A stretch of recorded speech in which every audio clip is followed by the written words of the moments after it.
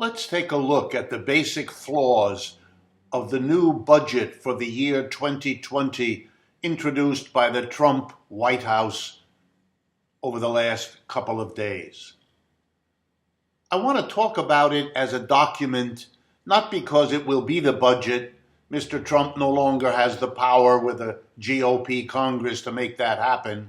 This budget he proposed tells us more about who he is and what the GOP has become, because the Democrats will make for compromises.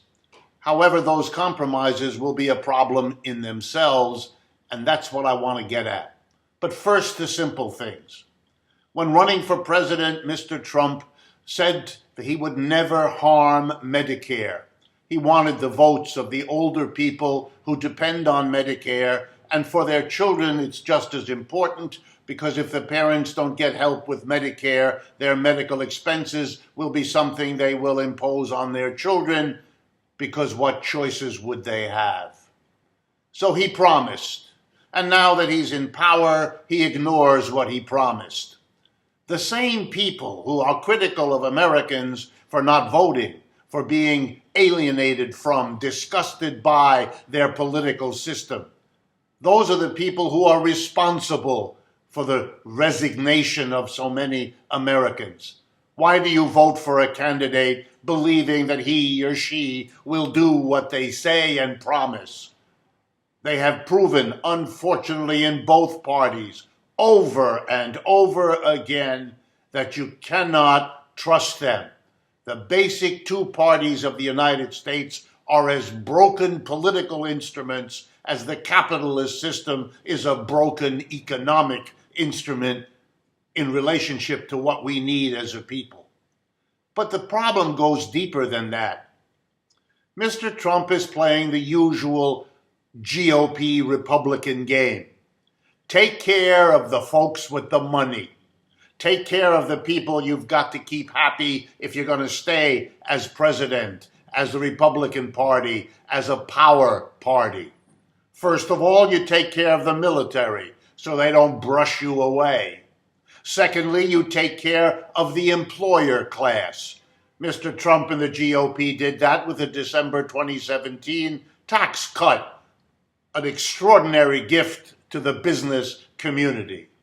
And finally, as the mass of people you've suckered into voting for you realize that you're taking care of the big businesses, and you're taking care of the military, and you're taking care of the rich, and that overlaps with the big businesses and the military, and you're leaving them out in the cold, you distract them. You spend hours every day tweeting about imaginary caravans coming among immigrants. You tweet about religion, a newly discovered passion of Mr. Trump's, as genuine as everything else about the fellow.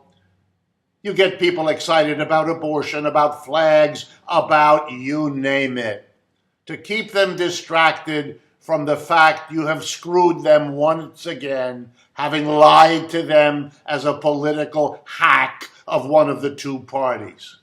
But I want to go deeper than that too. Let's take a look at one feature of this budget, the defense expenditures. We were at a level of $700 billion. That is, the United States spends more on defense than the next 5 biggest countries spending on defense in the world combined. And that includes China, Russia, and so on. $700 billion, a fantastic amount. The military had asked for it to be raised to roughly $730. Mr. Trump's new budget throws $750 billion at them. That will lead the Democrats to fight real hard and bring it back down to, you guessed it, compromise around $730. The Republicans will crow about how they grew the military, thereby making the companies that depend on selling to the military happy. That plus their tax cut, wow, the government's helping them on both ends. And the mass of people will be told by the Democrats, we reduced the government's defense spending from the $750 he asked for to merely $730. The generals and admirals will be laughing on their way to the cocktail parties, The Democrats will say to their base, they did good things. The Republicans will say to theirs, they did good things. And this silly system hurting so many will continue. That's the bottom line about this.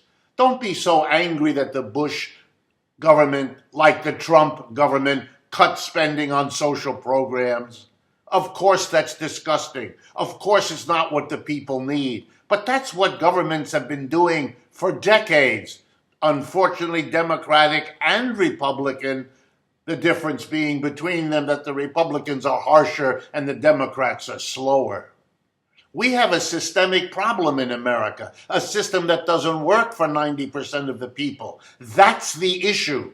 And this budget does absolutely nothing to change any of that. It will make greater inequality, not less. And if the Democrats under Mrs. Pelosi can slow the process down, good for them. But that's not getting at the basic problem.